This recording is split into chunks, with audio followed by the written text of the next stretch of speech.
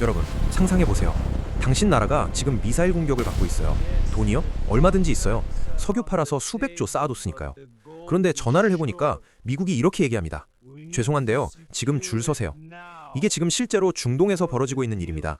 아무리 돈이 많아도, 아무리 동맹국이라도 미사일은 못 사는 상황이 온 거예요.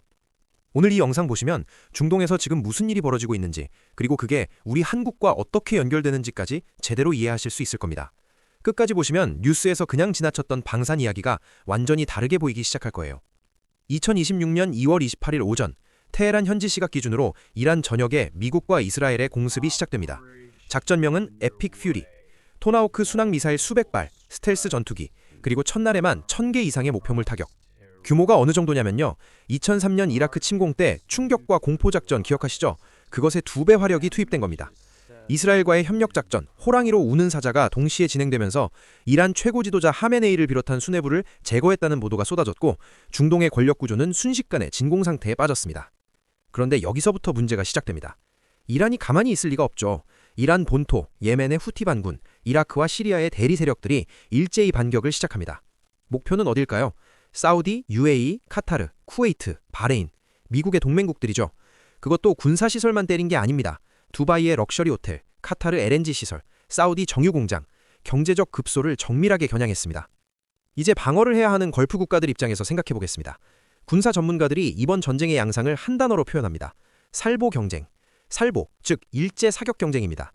이란이 쓰는 드론, 샤헤드 드론 한 대 가격이 얼마인지 아세요? 2만 달러에서 5만 달러 수준입니다. 그런데 이걸 막는 페이트리어트 요격 미사일은요? 한 발에 1200만 달러입니다. 드론 한 대 맞겠다고 수백억짜리 미사일을 쏘는 거예요. 그것도 확실하게 요격하려면 2발 이상 쏩니다. 중요한 목표물이면 4발까지도 쓰고요. UAE가 작전 초기에 871개의 위협 중 814개를 격추했습니다. 요격률 93%. 대단해 보이죠? 그런데 이 수치 뒤를 보면요, 이란이 쓴 돈 1원을 막기 위해 방어 측은 최소 20원에서 28원을 썼다는 겁니다. 비용 구조가 완전히 뒤집힌 거죠. 결과적으로 어떻게 됐을까요? 군사 전문가 분석에 따르면 카타르의 페이트리어트 요격 미사일 재고가 단 4일치, UAE는 7일치 수준입니다. 수십 년 동안 수백억 달러를 들여 구축한 방공망이 일주일도 안 돼서 바닥을 드러낼 위기에 처한 겁니다. 사우디는 18에서 25개의 페이트리어트 포대를 갖고 있고, UAE는 9개의 사드까지 있는데도 말이죠. 돈으로 쌓은 방패가 이렇게 빨리 소진된다는 사실, 이게 이번 전쟁이 세계에 보내는 첫 번째 충격입니다. 그러면 걸프 국가들은 어떻게 했을까요? 당연히 미국에 전화했겠죠. 미사일 부족하다, 빨리 보내달라, 돈은 얼마든지 낼게. 그런데 미국의 반응이 의외였습니다. 공식 거절도 아니고 그렇다고 수락도 아닙니다. 걸프 국가들이 공식적인 재보충 요청서를 제출하는 것 자체를 단념시키고 있다는 겁니다. 이걸 전문 용어로 스톤월링이라고 합니다. 돌담처럼 막아버리는 거죠. 왜 미국이 이럴까요? 첫 번째 이유는 단순합니다. 물량이 없습니다. 록히드 마틴과 렌시온 공장은 이미 24시간 풀가동입니다. 그런데 우크라이나, 대만, 이스라엘 세 전선에 동시에 공급해야 합니다. 걸프 국가들까지 챙길 여유가 없는 거죠.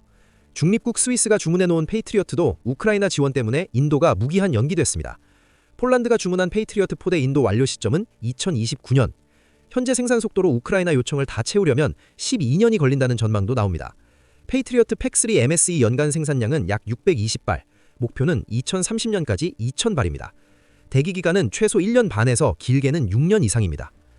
두 번째 이유는 지정학적 우선순위입니다. 미국은 현재 자국 군대와 이스라엘 지원을 최우선으로 두고 있습니다. 걸프 광정 국가들은 그 다음 순위가 된 겁니다. 결국 걸프 국가들은 돈을 들고도 대기표를 받아야 하는 상황이 됐습니다. 그럼 미사일 말고 다른 방법은 없을까요? 사우디는 중국산 레이저 무기 사일런트 헌터를 실전 배치했습니다.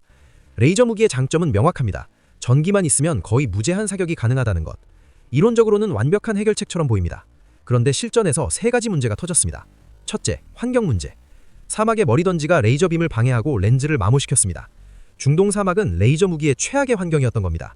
둘째, 발열 문제입니다. 기온이 50도에 가까운 환경에서 레이저 장비는 냉각 문제에 시달렸습니다. 에너지 대부분이 냉각에 쓰이면서 성능이 크게 떨어졌습니다. 셋째, 속도 문제입니다.